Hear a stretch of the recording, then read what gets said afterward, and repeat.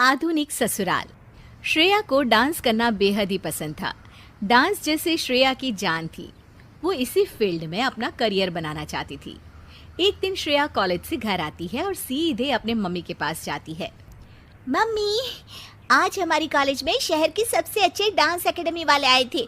उन्होंने एक dance competition रखा है। जो इस कंपटीशन में फर्स्ट आएगा उसे वो एकेडमी फ्री में डांस ट्रेनिंग देंगे। अगर उस डांस कंपटीशन में मैं जीत गई तो मेरा डांस कोरियोग्राफर बनने का सपना पूरा हो जाएगा। श्रेया, तुम पागल हो गई हो क्या? तुम जानती हो ये सब हमारे घर में नहीं चलता। पापा और दादाजी कभी तुम्हें इस बात की इजाजत नहीं देंगे। मम्मी प्लीज मुझे एक मौका तो देकर देखिए। अगर मैं सिलेक्ट नहीं हुई तो मैं आगे से इस बारे में कभी कोई बात नहीं करूंगी। Please mummy please. श्रेया, तुम एक अच्छे घर की लड़की हो, तुम्हें ये सब शोभा नहीं देता। अगर फिर भी तुम्हारी जिद है तो जाओ अपने दादाजी से बात कर लो। वैसे तो श्रेया अपने दादाजी से बहुत डरती थी, लेकिन वो ये मौका नहीं खोना चाहती थी, इसलिए हिम्मत करके अपने दादाजी से पूछ ही लेती है। दादाजी, मैं एक डांस कंपटीशन में पार्टिसिपेट करना चाहती हूँ। श्रेया, ये तुम क्या बोल रही हो? हमारे घर के संस्कार नहीं है कि हमारे घर की बहू बेटियां दूसरों के सामने नाचे। दादाजी प्लीज, ये मौका मुझे दोबारा नहीं मिलेगा। मैंने कह दिया ना, ना मतलब ना। हम तुम्हें कॉलेज में पढ़ा रहे हैं, यही तुम्हारे लिए बहुत बड़ी बात है। घर में अपनी माँ से घर के कामकाज सीखो ताकि कल ससुराल जाकर हमारा नाम रोशन कर सको। और आज के बाद अपनी जिंदगी में दोबारा डांस का नाम मत लेना। श्रेया बेहद दुखी हो जाती है और अपने कमरे में जाकर बहुत रोने लगती है। उस दिन के बाद से श्रेया को कभी डांस करने का मौका नहीं मिला। श्रेया की डांस करने की इच्छा दिल के कोने में कहीं दबकर ही रह जाती है।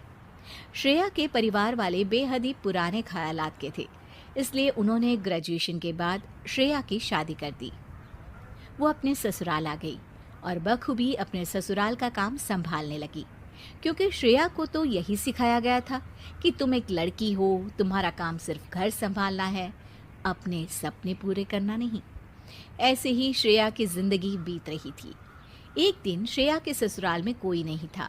घर का हर सदस्य किसी न किसी काम से बाहर गया हुआ था। श्रेया म्यूजिक लगाकर डांस करने लगती है। वो डांस में इतनी खो जाती है कि उसे पता ही नहीं चलता कि कब उसकी सास वहां आ जाती है। अरे श्रेया, तुम डांस भी करती हो? सास की आवाज सुनकर श्रेया घबराकर म्यूजिक बंद कर देती है। घबराहट में श्रेया के पसीने छूटने लगते हैं। वो सोचती है कि अगर इस बात की शिकायत उसके मायके में कर दी तो क्या होगा। माँ जी, मुझे माफ कर दीजिए, मुझसे गलती हो गई। अरे बेटा, इसमें माफी मांगने वाली क्या बात है? हमें तो पता ही नहीं था कि हमारी बहू रानी इतना अच्छा डांस करती है, और तुमने हमें कभी बताया क्यों नहीं? श्रेया अपनी सास के मुंह से ऐसी बातें सुनकर आश्चर्य में रह जाती है। अरे बेटा, घबरा क्यों रही हो? बात करो मुझसे। जी, मुझे घर में मना किया गया था कि ससुराल जाकर मुझे इस बारे में कोई बात नहीं करनी है।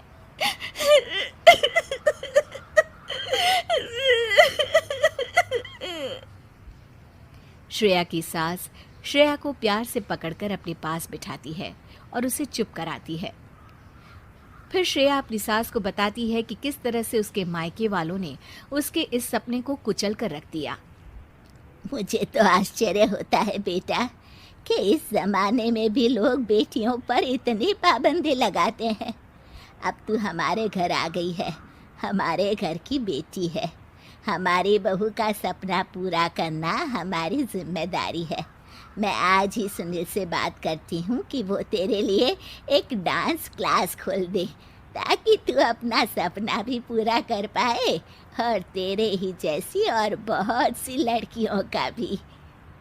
अपनी सास के मुंह से ये बात सुनकर श्रेया की खुशी का ठिकाना नहीं रहता। माँ जी, मैं आपका किस तरह से धन्यवाद करूं।